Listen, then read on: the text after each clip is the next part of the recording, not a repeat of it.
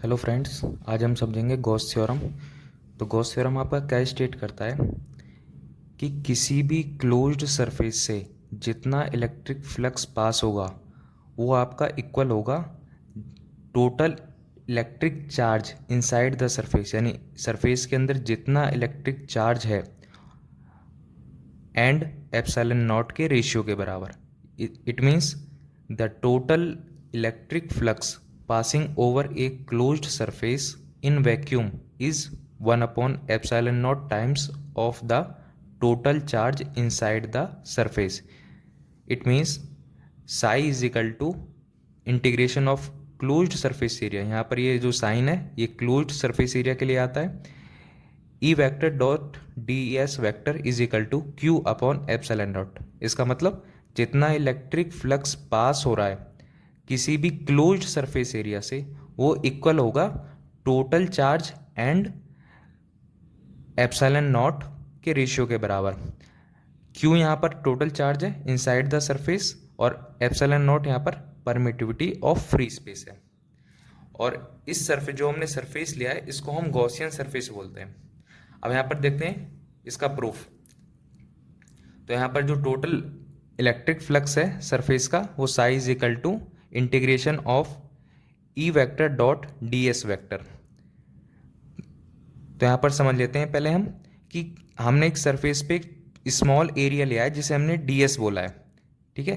तो इस सरफेस का जो डायरेक्शन होगा एन कैप वो परपेंडिकुलर होगा किसके, सरफेस के, और साथ ही आउटवर्ड होगा, बाहर की तरफ होगा। और साथ ही आपका जो इलेक्ट्रिक फील्ड की डायरेक्शन होगी वो भी आपके सरफेस के परपेंडिकुलर होगी। इसका मतलब जो सरफेस का डायरेक्शन है एन कैप और आपकी इलेक्ट्रिक फील्ड की डायरेक्शन है उन दोनों के बीच का एंगल क्या हो जाएगा आपका 0 डिग्री। तो यहां पर हम इसको अब सॉल्व करते हैं। Integration of E vector dot D S vector. तो यहां पर इन दोनों का डॉट प्रोडक्ट करेंगे हम किसका, दो वेक्टर क्वांटिटीज का। अगर हम दो वेक्टर क्वांटिटीज का डॉट प्रोडक्ट करते हैं तो हमारे पास स्केलर क्वांटिटी आती है। तो ई डी एस कॉस 0। ई यहाँ पर कांस्टेंट है आपका, इसका मतलब आर डिस्टेंस पर चार्ज से हम कहीं भी ई को कैलकुलेट करेंगे तो आपका सेम ही आएगा, ठीक है। इसलिए यहाँ पर ई कांस्टेंट हो जाएगा। ई को हम बाहर ले लेते हैं, यहाँ पर कॉस 0 की वैल्यू आपकी 1 हो जाएगी। तो इसलिए हम सिर्फ डी एस को इंटीग्रेट करेंगे। डी एस के इंटीग्रेशन का यहाँ क्या मतलब है कि हमने छोटे छोटे सरफेस एरिया को लेट किया है यहाँ पे जहाँ से इलेक्ट्रिक फ्लक्स पास हो रहा है, तो उन सभी को हम ऐड करेंगे, इसी को हम इंटीग्रेशन कहते हैं। तो ई की वैल्यू यहाँ पर आप सभी को पता है 1 upon epsilon naught Q upon R square. और डी एस को जो हमने इंटीग्रेट किया तो हमारे पास टोटल सरफेस आ गया और उस सरफेस का जो एरिया होगा 4 पाई आर स्क्वायर। तो 4 पाई आर स्क्वायर से 4 पाई आर स्क्वायर कैंसिल हो जाएगा आपका, तो यहाँ पे बचेगा क्यू अपॉन एप्सिलॉन नॉट। तो आपका जो टोटल इलेक्ट्रिक फ्लक्स आया है गॉसियन सरफेस से जो पास कर रहा है टोटल इलेक्ट्रिक फ्लक्स वो किसके इक्वल आ गया आपका, क्यू अपॉन एप्सिलॉन नॉट के बराबर।